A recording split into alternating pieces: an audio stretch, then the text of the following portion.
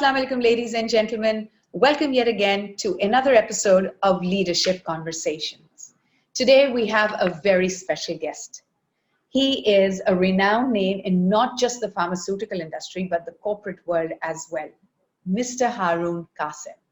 He spearheaded industry-leading expertise in healthcare. He's a certified public accountant from USA and has earned an MBA degree from Loyola University, USA. He has done his BSc from University of Illinois, Chicago. He's also the former chairman of Pakistan Pharmaceutical Manufacturers Association. Mr. Qassim strongly believes that there is nothing as important as the values-based conduct of the company and his employees. He says, we exist to create a meaningful difference in the lives of millions of people around us with whom we interact. And with that, let's welcome Mr. Haroon Qassim. Assalamu alaikum, Haroon Qassim Saab. Welcome to our Leadership Conversation episode. Thank you so much for taking out time. हमें पता है आप बहुत busy हैं और आपने हमारे लिए time निकाला. We really appreciate you coming. Thank you, Mariam, for having me. This is our pleasure, Ji, our pleasure.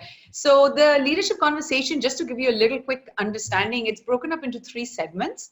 And the first segment is going to, of course, start with your story. Then we're going to have a few questions in the heart talk section. And in the end, we're going to end it with rapid fire questions. So let's start with your leadership story and tell us all that came along the way. Okay, thank you. Very interesting. I never thought myself to be in this position. You know, when you're growing up, when you're going to the college, the school, university, you never realize that you will be actually progressing to this level where you'll be heading organizations in a voluntary capacity and a commercial capacity as a professionals. But since you asked me, now I remember, when I was in university in US doing my bachelor's. Sorry, it was an MBA, and I was working in an admissions office, as normally you do in a part-time work. So I was working as a part-time. I think I was doing like 20 hours a week. So I had a colleague. She was a Mexican, and she was there full time. So I became good friends with her, and she said, Haroon, I see you, when you go into the professional life and in a business environment, you will be in a leadership position, and you will be on the front pages of the newspapers or or on the magazine. So I think she read your aura. It was in your aura. I kind of laughed at her, and I said, I'm not that type actually. It's not my type where I would like to be, on the front covers of the magazines or the newspaper. But when I became the chairman of the Pharmaceutical Manufacturers Association, of course, that led me to the position where I had to be, on the front line in the newspaper. So I realized, probably that was kind of inbuilt in my capabilities, and that, that lady actually, saw in me when I was still in the university.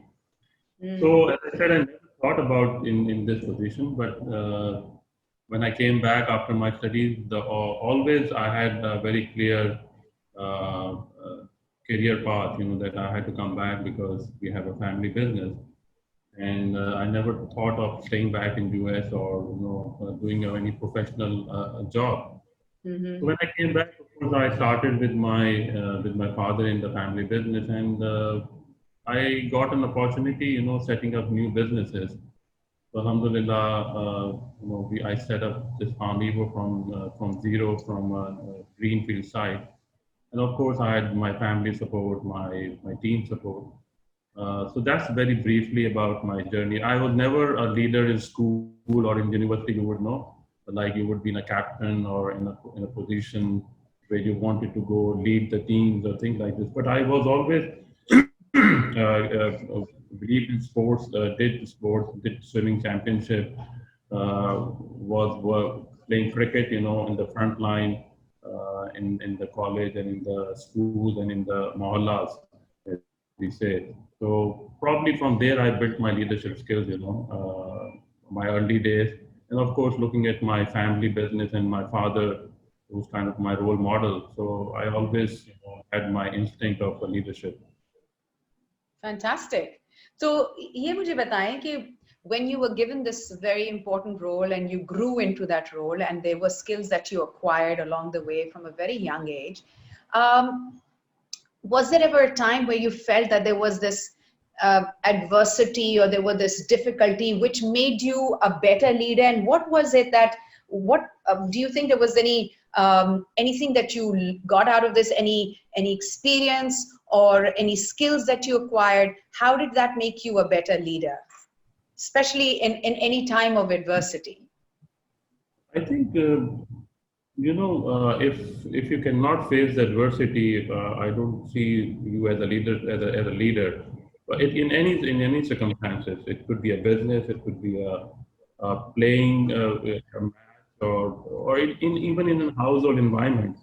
Mm-hmm. So all the leadership people who are in the leadership positions have to face the adversities during their journey of career or a profession.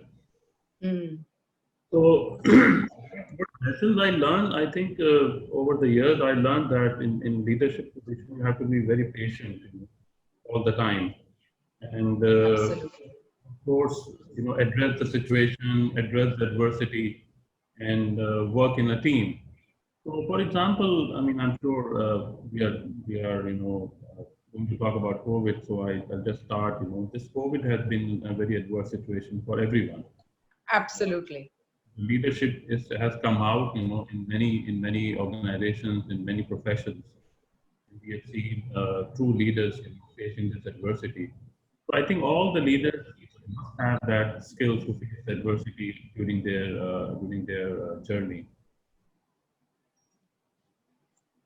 You're absolutely right. May Bilki, I was going to touch upon the unprecedented and these uncertain times that we have never seen before. And COVID-19, I think, put all of us in this huge like one of those machines that can kind of completely turn you around and warp your mind. But you're right, we have seen leadership at different levels coming out from different nooks and crannies, and people who you would never have expected to have even had acquired leadership skills. Because I think a lot of times we believe that you have to be at a certain position to be a leader, but as we all know that leadership is not a title, it is a choice, and it can come from certain areas where you would never expect कि ये person आपके आपके इदारे में he might be at a very at a lower rung of the entire organizational chart, but at the moment at the same time they've shown leadership skills. So at the moment in my organization, I think the biggest leader is my guard, who stands at the entrance and makes sure that nobody comes in without a mask. So he's the biggest leader because वो किसी को पास ही नहीं करने देता without a mask. So आपका एक बहुत अच्छा एक quote था which I had just when I had introduced you, I am going to repeat it. आपने एक चीज लिखी थी अपने profile में भी कि we exist to create a meaningful difference in the lives of millions of people around us and with whom we interact. So just tell us a little bit about this. What does this mean to you, this quote? I mean, the type of business we are in, we're in the healthcare industry or the healthcare sector. So in this, we are actually saving lives and we're creating a difference in anybody's life who is actually sick, physically, Yes. physically sick person. So our role, in this profession is more than any other profession, isn't it? We were serving the humanity as well as earning a very very reasonable income by doing this profession. So we have both the world, the material world, which is today's world, and the world hereafter, which actually serves the humanity. So we are in the best of the positions as professionals to help the humanity and to serve the society. So what happened when about COVID, this unprecedented time, so the whole world was shaken, and we know what happened in the last 6 months. And so when this happened, all of a sudden we felt that, what will happen? Do we close down the business? Do we lay off people? Do we cut down our size? What do we do? So we had these big three questions, in our Tough organization. questions. Very uh, tough. Lockdown happening, we had to run the operations, we had to serve the sick people, We have to serve the hospital. We have to serve the healthcare sector because this actually pandemic required us to be on the front line. So, Absolutely. alhamdulillah, we are the culture of this organization, the culture that we have built over the years, believe that we have to be in the front line. So, alhamdulillah, the whole team gathered. And I still remember when this happened, on March 23rd, which was a holiday, Pakistan Day. So I remember Gee. I was on a call with my factory team that, we don't know what is going to happen tomorrow because there was all sorts of rumors that the government is going to lock down. So we didn't have the clarity whether the essential services will be allowed to operate or not. Yeah. What like, well, I think it 23rd March was a Sunday or a Monday. So that afternoon we decided we already had a plan that what will be our plan if such thing happens. So we mobilized our team actually and housed all our production people in the factory overnight. So Mm. it was a big challenge. We had to bring about 60 to 70 people from their home, pick up them from their Mm. home, bring to the factory to make sure that tomorrow we can run the operations because we are actually in the business of saving lives and we couldn't stop our operation. The reason we did this because we didn't know what the government was going to do. Lockdown, Absolutely.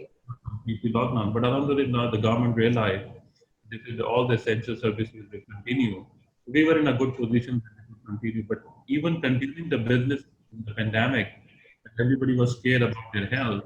So I think that every team came together and made sure that we continued the production. And when we went into the market, we felt that it was a big of anxiety, curiosity, fear from that our people, working in the field. So we pulled all our team members and said, let's not talk about numbers. Let's not talk about, getting the prescription or the sales. Let's Mm.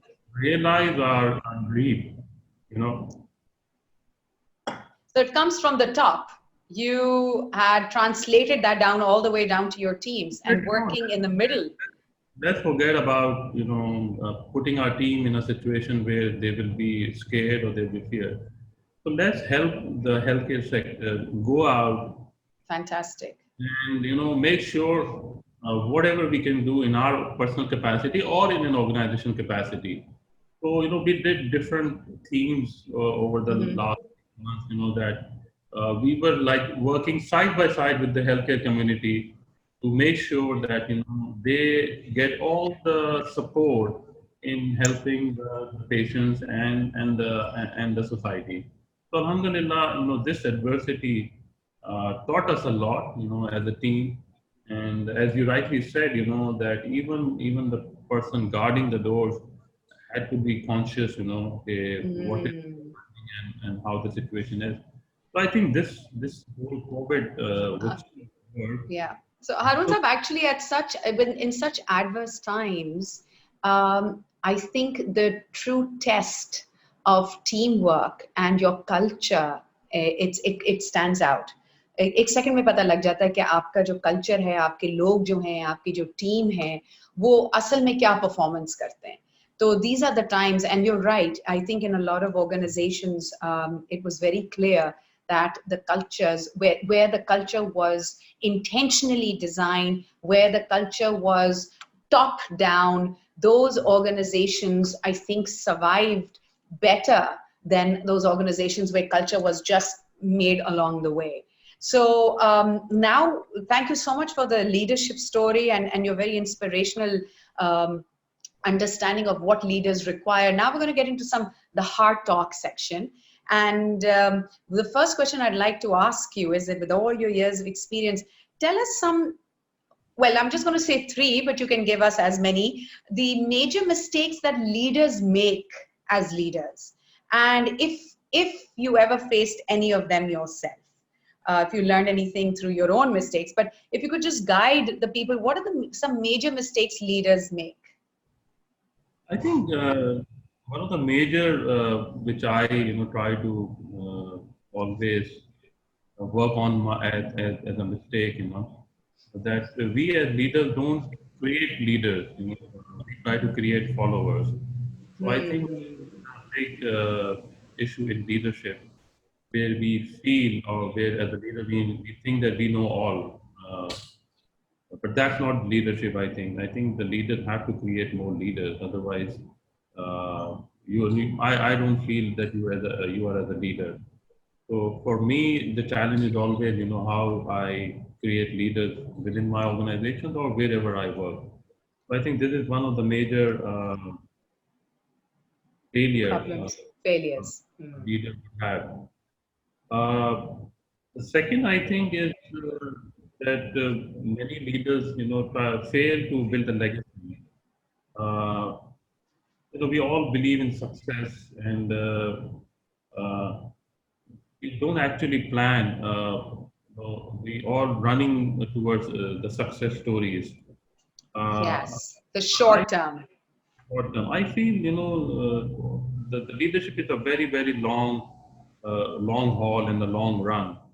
So it's extremely important that you need to create a culture, where the organizations, if we specifically talk about the organizations, that it stays beyond them. If we all are finite lives. Yes. Organization has infinite lives, what we have learned over the years. So if I pass away tomorrow, what legacy I'm going to leave in my organization? So that's a big mistake that people or the leaders, don't understand that what legacy you want to leave for your organization or for a society. So I think this is the second I feel that leaders fail to set a legacy for them. I think the third and the last one is, uh, we always go for a performance in a commercial organization, uh, where I think there are many things which help to build the culture of the organization. So we are limited by our objectivity. We try to associate and accept certain behaviors from a specific gender or a specific job role in a particular age group. And Mm-hmm.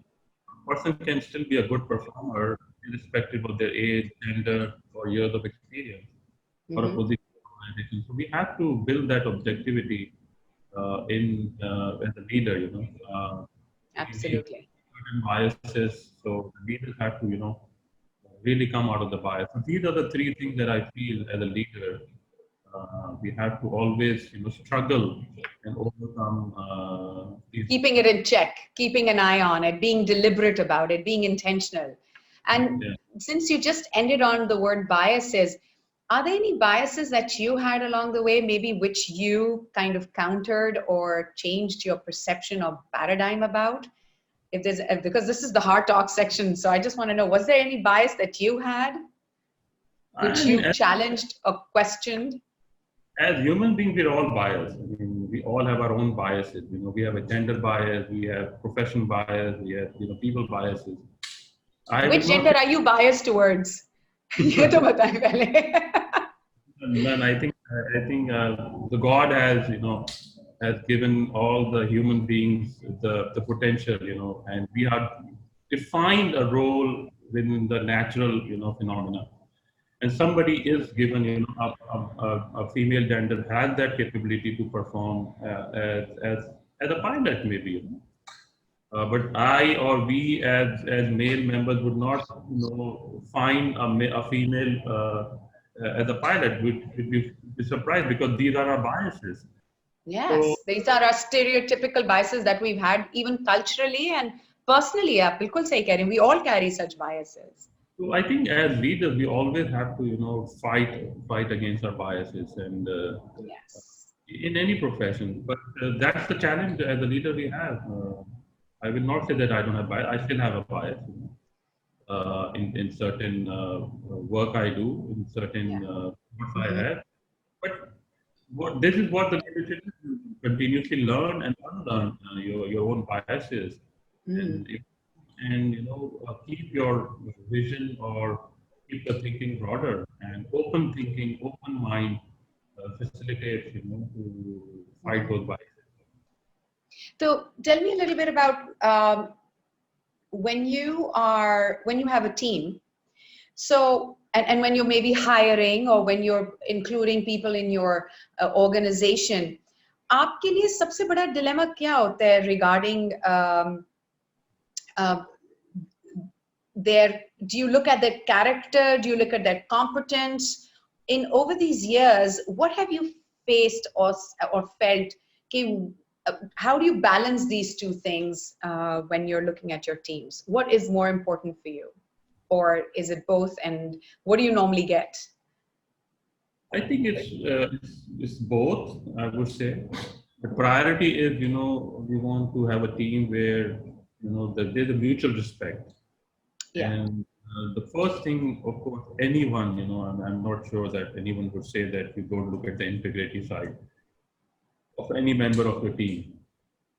So the top priority is integrity and honesty, in whatever position or by the team you are hiring or the team on the board. Because, as we said, it has to flow from the top. If I'm not truthful in my actions or in my Yeah. behavior, what I say, then of course the culture of the organization will follow the same route. So what we look for people, first we look for integrity, then we look for a person who has, that mutual respect.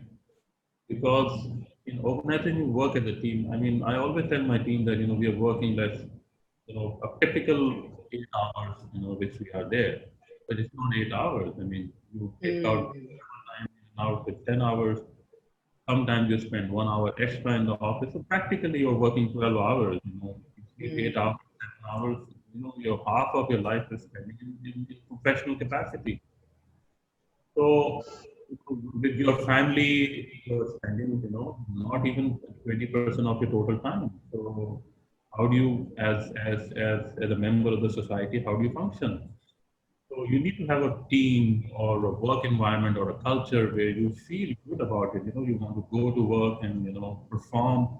And of course, you have to have a work-life balance. And over the weekend you need to relax your mind. Then you come back on a Monday. You again work to your limits. So I think anything we look for is integrity and the mutual respect within the team members. Perfect. Thank you. So now we're just going to move into the rapid fire section. We have a program coming up which is all about productivity and self-productivity. And I think as leaders, we all have seen many, many days of the whirlwind. Tell us a little bit about how do you deal with being absorbed in the whirlwind, or as we say, getting burned out. And when you do feel burned out, what do you do? How do you get out of that dilemma?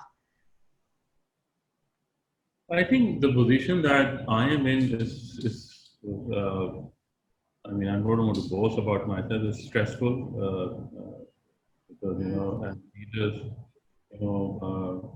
running two organizations as the head of the organization, and beside this, within the family business, you have other responsibilities, and the passion is to work on a voluntary organization as well. So practically, you're working 24/7. And I find that during the normal working days, I have some time, but like especially on a Saturday, I feel that I don't have much time. So then you're so much, on a Saturday, some voluntary commitment, some other commitments.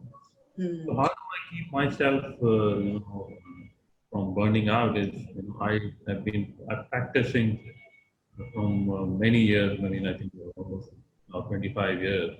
But I regularly exercise like 7 days a week. So that keeps me, going. And normally my routine is in the evening. So about 1 hour to 1.5 hours, I keep for myself, where I don't have my mobile phone with me as well. So it's like 1.5 hour is That's the secret. See, this is the secret that we need to know. The secret sauce, as they say, because to be at your position with all the stresses, with the unprecedented environmental stresses, and then again, what all is happening in Karachi, one has to remain mentally and physically fit. So your secret is the exercise, regular exercise without the mobile phone. Without Fantastic. so, Fantastic. Fantastic. when I in the night when I go to sleep, it's probably a bum bum pade to bhi main because I'm so tired with the exercise अच्छा that हाँ I just ji get a good. बिल्कुल बिल्कुल. So So, you will sleep. The sleep is also very important, having the right amount of sleep. Fantastic. So अच्छा ये बताएं कि employees के लिए क्या करते हैं उनकी उनकी productivity को कायम रखने के लिए, to keep them productive? Is there any sort of a in your culture, in your organization, is there anything particularly that you have done, or is there any be it some system that you've created? How do you keep your employees productive? many ways. I mean, first of them is, I wouldn't say we're very flexible on timing, but we have, we cater to that to a certain extent. And when if somebody is, trying to manipulate, of course, then we kind of, take them to the task and bomb them. This is how the corporate culture works. But उसके साथ साथ there are many activities, within the company, outside the company.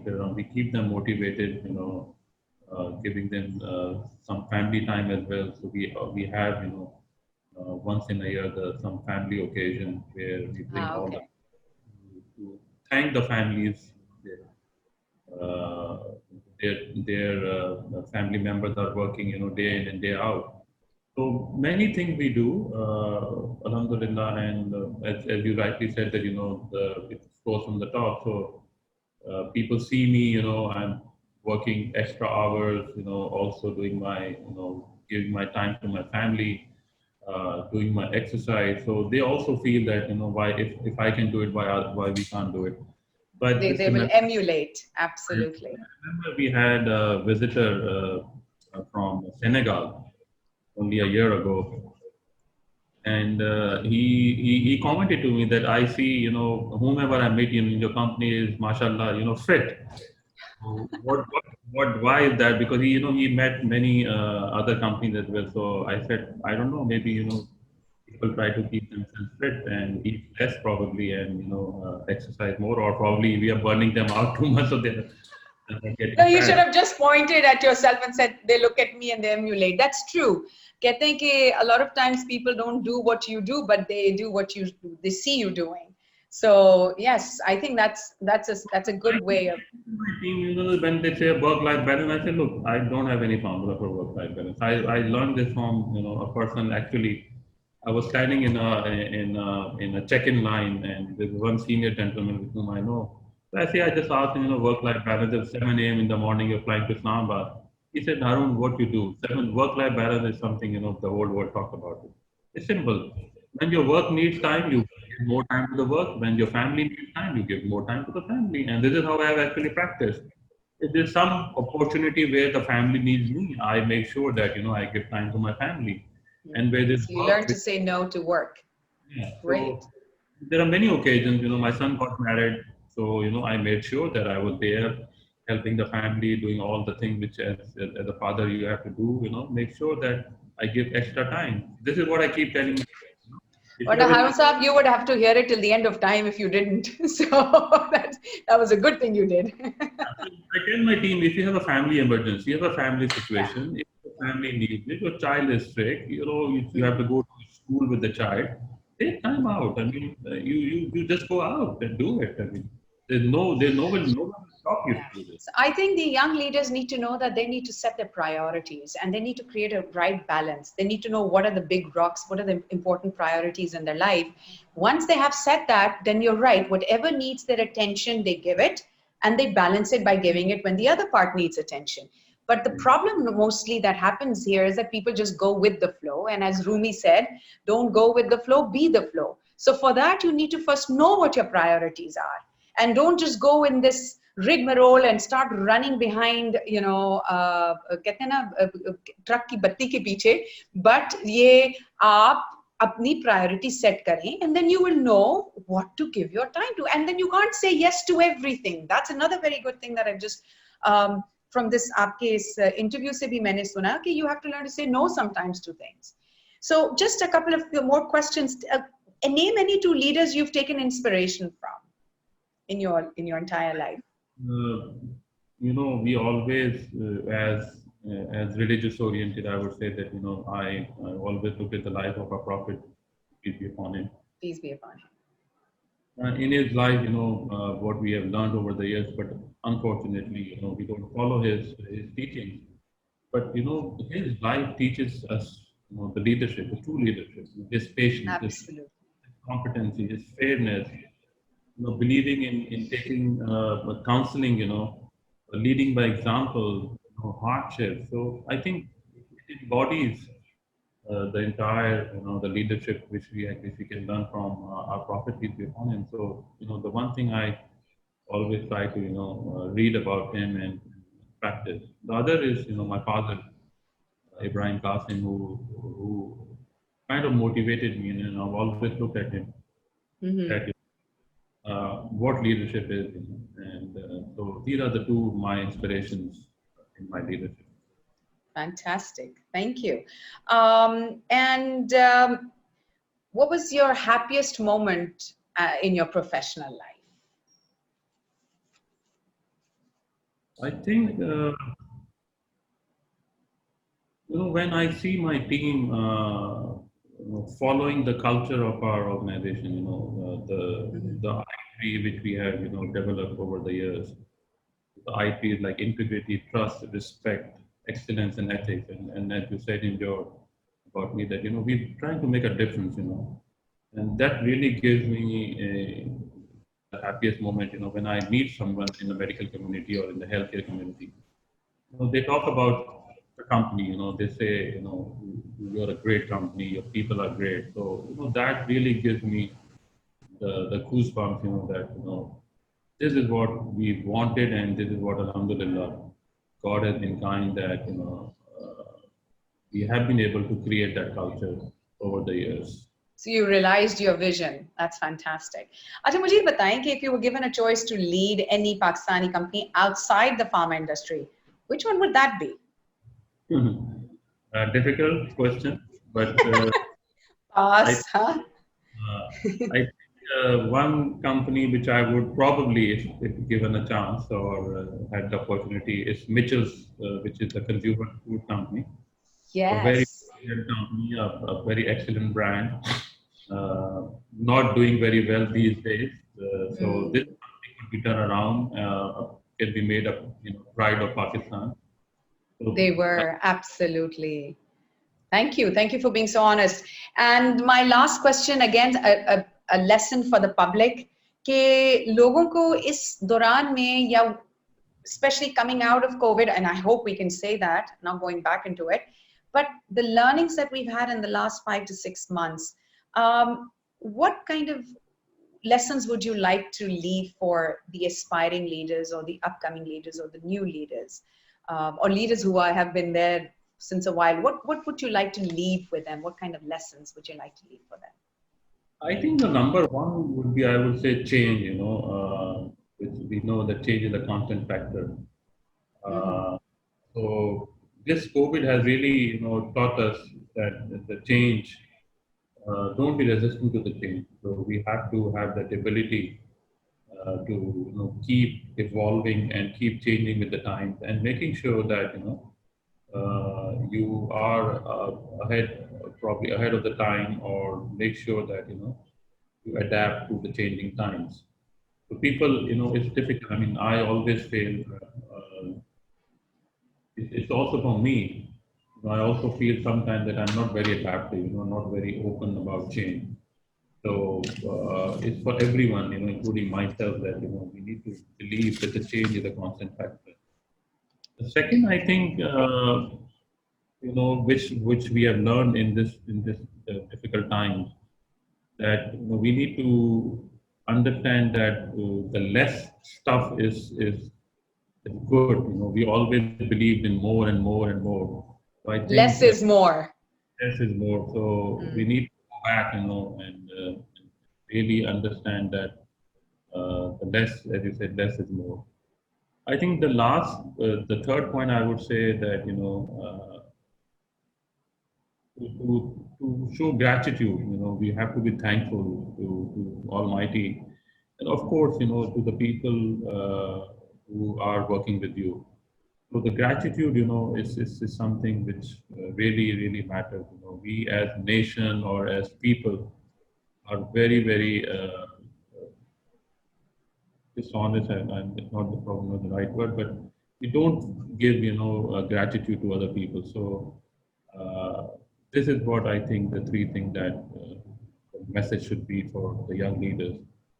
Change, less is more, and we need to show gratitude to our Almighty and to the people who work with us. People who are around you, who make you who you are. Exactly. Thank you so much, Haroon Qassim Saab. I think you have given us such amazing and very inspiring, not just your story, but the tips that you've given us and the audience. We really appreciate that you've taken our time for us. And thank you once again for coming on to our leadership conversations. We will keep on troubling you because I think there is a lot more inside of you which we want to still get out of you and learn from, because who better to learn from than people who have made it themselves and who have done things themselves and have become who they are. We really appreciate the conversations. Thank you so much for being with us. No, thank you very much for having me. I hope it will help people to what I try to explain, and or contribute to as what my passion is, to contribute to the leadership, and of course people can relate to my story. Absolutely, absolutely. I think it's very relatable. Thank you very much. Shukriya ji. Thank you so much. Khuda Hafiz.